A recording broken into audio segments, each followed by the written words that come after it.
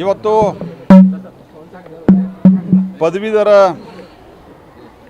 ಕ್ಷೇತ್ರದ north East graduate ಕಾನ್ಸ್ಟಿಟ್ಯೂನ್ಸಿಯ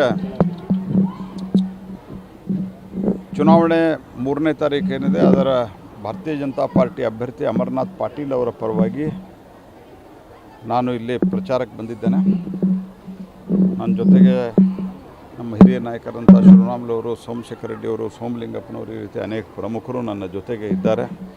Ravikumar ಅವರು ಬೆಂಗಳೂರಿನಿಂದ ಬಂದಿದ್ದಾರೆ. ಪದವೀಧರರ ಪ್ರತಿಕ್ರಿಯೆ ಭಾಳ ಅತ್ಯುತ್ತಮವಾಗಿದೆ. 1 ವರ್ಷದ ಅವಧಿಯಲ್ಲಿ ನಿನ್ನೆ 1 ವರ್ಷ ಪೂರೈಸಿದ್ದಾರೆ. ಸಂಪೂರ್ಣವಾದಂಥ ಸಾಧನೆ ಶೂನ್ಯವಾಗಿದೆ. Absolutely zero achievement. ಸರಿಯಾದಂಥ ರಸ್ತೆಗಳಿಲ್ಲ, ಆಸ್ಪತ್ರೆಗಳಲ್ಲಿ ಔಷಧಿ ಇಲ್ಲ, ಬಸ್ಸಿಗೆ ಶಿಕ್ಷಕರಿಗೆ, ನೌಕರಸ್ಥರಿಗೆ, ಏಡೆಡ್ ಶಿಕ್ಷಕರಿಗೆ 2-3 ತಿಂಗಳಾದರೂ ಸಂಬಳ ಆಗ್ತಾಯಿಲ್ಲ, ಸ್ಯಾಲ್ರಿ ಆಗ್ತಾಯಿಲ್ಲ. ಮತ್ತು ಇದರ ಜೊತೆಗೆ ಇದೆಲ್ಲದಕ್ಕೂ ಕಳಸೆಟ್ಟಂತೆ ರಸ್ತೆಗಳಲ್ಲಿ ಡೀಸೆಲ್ ಇಲ್ಲದ ಕಾರಣಕ್ಕೆ ಬಸ್ಸುಗಳು ನಿಲ್ತಾಯಿವೆ. ಈ ಸ್ಥಿತಿ. ಇದರ ಜೊತೆಗೆ ರಾಜ್ಯದಲ್ಲಿ ಕಾನೂನು ಸುವ್ಯವಸ್ಥೆ ಅನ್ನೋದು ಸಂಪೂರ್ಣ ಕುಸಿದು ಹೋಗಿದೆ. ಕೊಲೆ, ಸುಲಿಗೆ ಮತ್ತು ಇದರ ವಿರುದ್ಧ ಧ್ವನಿ ಎತ್ತವರ ಭಾರತೀಯ ಜನತಾ ಪಾರ್ಟಿಯ ಕಾರ್ಯಕರ್ತರ ಮೇಲೆ ಇವತ್ತು ಅನ್ಯಾಯ ಮತ್ತು ಅವ್ರ ಮೇಲೆ ಕೇಸುಗಳನ್ನು ದಾಖಲೆ ಮಾಡುವಂಥದ್ದು. ಇದರ ಜೊತೆಗೆ ಒಂದು ರೀತಿ ತುಷ್ಟೀಕರಣದ ನೆಪದಲ್ಲಿ ಸಿಲಿಂಡರ್ ಸ್ಫೋಟ ಆಗಿದೆ ಅಂಥೇಳಿ ಬಾಂಬ್ ಸ್ಫೋಟ ಆದಾಗ ರಾಮೇಶ್ವರ ಕೆಫೆಯಲ್ಲಿ ಸ್ಟೇಟ್ಮೆಂಟ್ ಕೊಡುವಂಥದ್ದು. NIA ಆ ನಂತರ ಹಿಡಿದ ನಂತರ ಅವರಿಗೆ ಮುಖಭಂಗ ಆಗಿರುವಂಥದ್ದು, ಆರೋಪಿಗಳನ್ನು ಬಂಧಿಸಿದ ನಂತರ, ಮತ್ತು ಕ್ಯಾಶುವಲ್ ಆದಂಥ ಸ್ಟೇಟ್ಮೆಂಟ್ ಕೊಡೋದು. ಹುಬ್ಬಳ್ಳಿಯಲ್ಲಿ ನ್ಯಾಯ ಹಿರೇಮಠ್ ಹತ್ಯೆ ಆಯಿತು. ಆವಾಗ ಸರ್ಕಾರ ಮತ್ತು ಮುಖ್ಯಮಂತ್ರಿ ಕ್ಯಾಶುವಲ್ ಆದಂಥ ಸ್ಟೇಟ್ಮೆಂಟ್ ಕೊಟ್ಟಿರಲಿಲ್ಲ ಅಂತಂದರೆ ಮುಂದೆ ಅಂಜಲಿ ಹತ್ಯೆ ಪ್ರಕರಣ ಆಗ್ತಿರಲಿಲ್ಲ. ಗುಲ್ಬರ್ಗಾದಲ್ಲಿ ಆ ಮಡಿವಾಳ ಅನ್ನುವಂಥ ವ್ಯಕ್ತಿಗೆ ಏನೋ ಶಾಕ್ ಟ್ರೀಟ್ಮೆಂಟ್ ಕೊಟ್ಟರು, ನಗ್ನವಾಗಿ ಮಾಡಿ, ಆ ರೀತಿಯ ಘಟನೆಗಳು ನಡೆದಿರಲಿಲ್ಲ.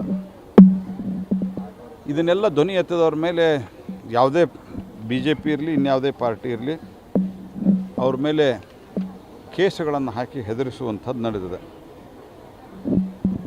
ಮತ್ತು ಒಬ್ಬ ಅತ್ಯಂತ ಅದಕ್ಷ ಒಬ್ಬ ಶಿಕ್ಷಣ ಸಚಿವರನ್ನು ಕೊಟ್ಟಿದ್ದು ಇವತ್ತು ಶಿಕ್ಷಕರು ನೋಡ್ತಾ ಇದ್ದಾರೆ. ಕರ್ನಾಟಕದಲ್ಲಿ ಇದ್ದು ನನಗೆ ಕನ್ನಡ ಬರುವುದಿಲ್ಲ ಮತ್ತು ಮೋದಿಯವರಿಗೆ ಕನ್ನಡ ಬರ್ತದ ಅನ್ನುವಂಥ ಒಂದು ಅಹಂಕಾರದ, ಅಜ್ಞಾನದ, ಮೂರ್ಖತನದ ಮಾತುಗಳನ್ನಾಡುವಂಥ ಶಿಕ್ಷಣ ಮಂತ್ರಿ ಮತ್ತು CETಯಲ್ಲಿ 50 ಮಾರ್ಕ್ಸ್ಗಳನ್ನು ಔಟ್ ಆಫ್ ಸಿಲೆಬಸ್ ಕೊಟ್ಟು ಯಾರನ್ನೂ ಜವಾಬ್ದಾರಿ ಮಾಡದೇ ಇರುವಂಥದ್ದು.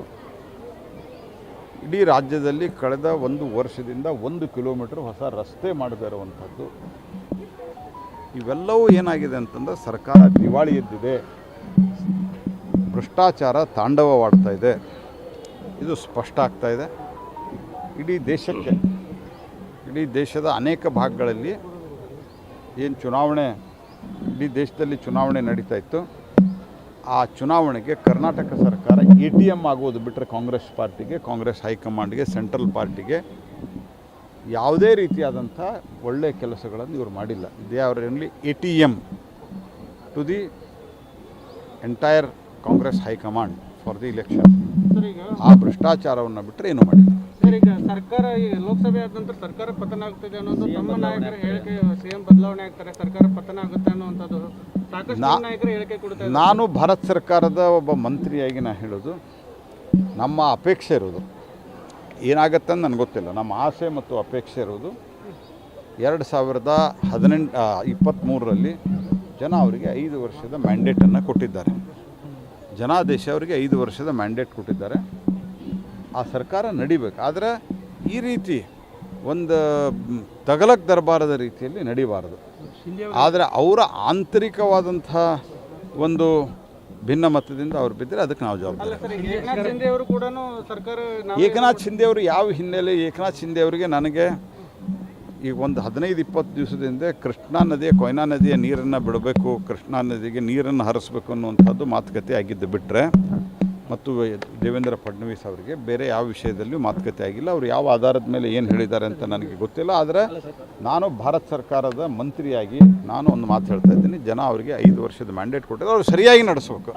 ಆದರೆ ಅವರ ಆಂತರಿಕವಾಗಿ ಭಿನ್ನಮತದಿಂದ ಬಿದ್ದರೆ ಅದಕ್ಕೆ ನಾವು ಜವಾಬ್ದಾರಿ. ಅಲ್ಲ ಸರ್, ಸರ್ಕಾರ 5 ವರ್ಷ ಸ್ಥಿರವಾಗಿರಲಿ ಅಂತ ನೀವು ಹೇಳ್ತಿದ್ದೀರಾ, ಇಲ್ಲ ಅಂತಲ್ಲ. ಆದರೆ CM ಬದಲಾವಣೆ ಆಗ್ತಾರೆ ಅಂತ ಸಿದ್ದರಾಮಯ್ಯನವರು ಬದಲಾವಣೆ ಮಾಡ್ತಾರೆ ಅಲ್ಲ, ಅದು ಆ ಸರ್ಕಾರದಲ್ಲಿ ಆ ಪಕ್ಷದಲ್ಲಿ ನಡೆದಿರುವಂಥ ಗೊಂದಲಗಳು ಭಾಳ ಇದ್ದಾವೆ, ಆಂತರಿಕ ಭಿನ್ನಮತಗಳು ಭಾಳ ಇದ್ದಾವೆ.